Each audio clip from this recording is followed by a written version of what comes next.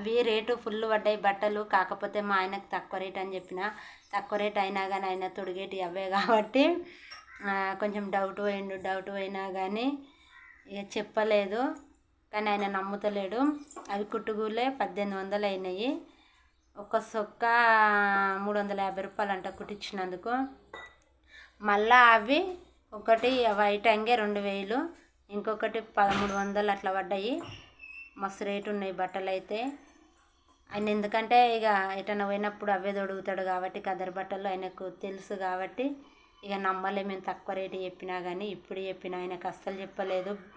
ఆ బిల్లు గిట్ల ఇంటికి తెలియదు, అటే పడేసి వచ్చిన నిజామాబాద్లో. ఏడ చూస్తాడో బిల్ అని. మేమైతే ఇవాళైతే మా ఆయనకు నేనైతే బట్టలు చూపించిన. ఇవే బట్టలు ఆయనకు. బాగుంటే కామెంట్ బాక్స్లో కామెంట్ పెట్టండి. బాయ్. నచ్చితే లైక్ చేయండి, షేర్ చేయండి.